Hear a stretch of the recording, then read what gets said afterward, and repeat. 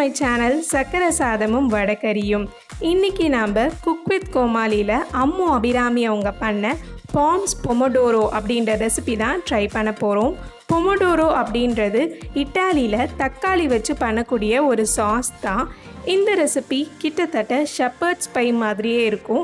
Shepherds by அப்படின்றது இங்கிலாண்டில் உருளைக்கிழங்கு வச்சு பண்ணுற டிஷ்ஷு. ஸோ இந்த ரெசிபி இங்கிலாண்டோட ஷெப்பர்ட்ஸ் பையையும் இட்டாலியோட பொமோடோரோ சாஸையும் கம்பைன் பண்ணி பண்ண போகிறோம். ஸோ ஃபஸ்ட்டு குக்கரில் கொஞ்சமாக தண்ணி, கொஞ்சம் உப்பு சேர்த்துருக்கேன். இதில் 2 உருளைக்கிழங்கை கட் பண்ணி வச்சுருக்கேன், அதையும் சேர்த்துக்கலாம். இந்த ரெசிபிக்கு உருளைக்கிழங்கு நல்லா சாஃப்டாக வேகணும். நான் கிட்டத்தட்ட ஒரு 4 விசில் அளவுக்கு விட்டு எடுத்துக்கிட்டேன். இப்போ பார்த்திங்கன்னா நம்மளோட உருளைக்கிழங்கெல்லாம் சாஃப்டாக வெந்திருக்கு. இதோடைய அவுட்டரில் இருக்க தோலெல்லாம் எடுத்துட்டு இந்த மாதிரி ஒரு மிக்சிங் பவுலில் சேர்த்துக்கலாம்.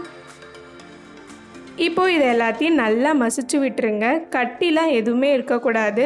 ஸோ நல்லா மசிச்சு விட்டுட்டு இதில் 1 டேபிள் ஸ்பூன் பெப்பர், ஒரு 2 டேபிள் ஸ்பூன் அளவுக்கு நல்லா சாஃப்டாக இருக்க வெண்ணெய் சேர்த்துக்கோங்க.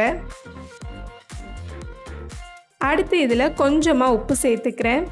இப்போது 1 முட்டையோட மஞ்சக்கரு மட்டும் சேர்த்துக்கோங்க.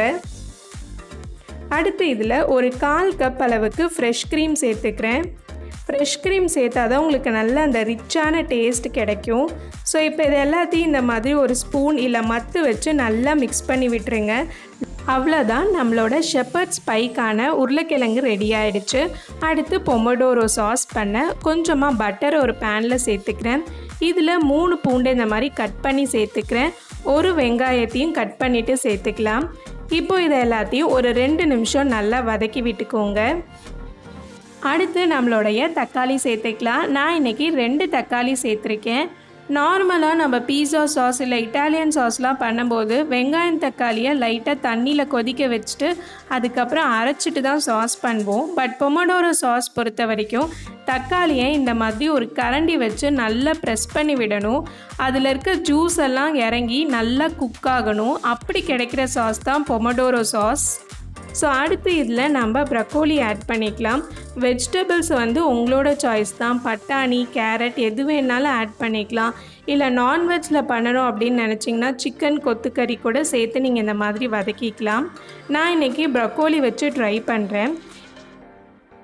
இப்போ இதில் கொஞ்சமாக ரோஸ்மெரி ஆட் பண்ணிக்கிறேன்.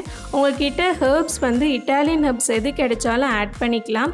நான் இன்றைக்கி ரோஸ்மெரியும் பேசிலும் ஆட் பண்ணியிருக்கேன். அடுத்து கொஞ்சமாக உப்பு சேர்த்துக்கலாம். இப்போ இதில் 1/4 கப் அளவுக்கு தண்ணி சேர்த்துட்டு லைட்டாக குக் பண்ணுங்கள். கடைசியாக இதில் 1 டேபிள் ஸ்பூன் அளவுக்கு மிளகுத்தூள் சேர்த்துக்கலாம்.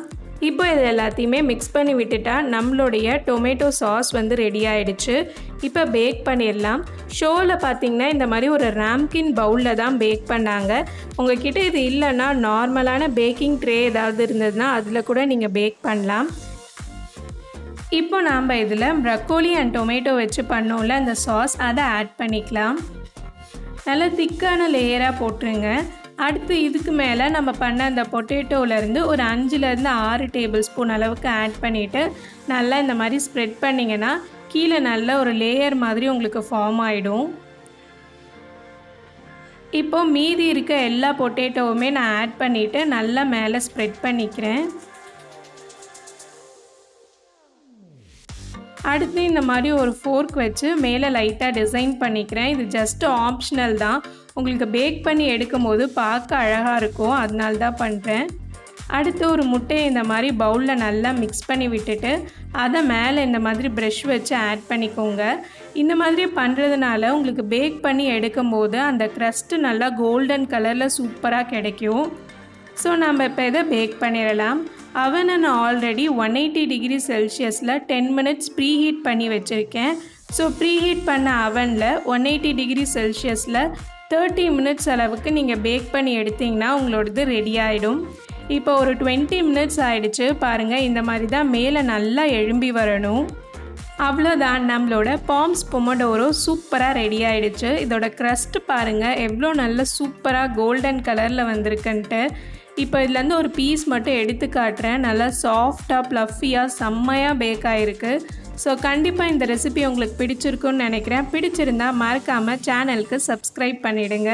இந்த மாதிரி குக் வித் கோமாளி ரெசிபீஸ் எல்லாமே நம்ம சேனலில் இருக்குது. அதோடைய லிங்க் எல்லாமே டிஸ்கிரிப்ஷனில் கொடுத்துருக்கேன். மறக்காமல் அந்த வீடியோஸையும் செக் பண்ணி பாருங்கள்.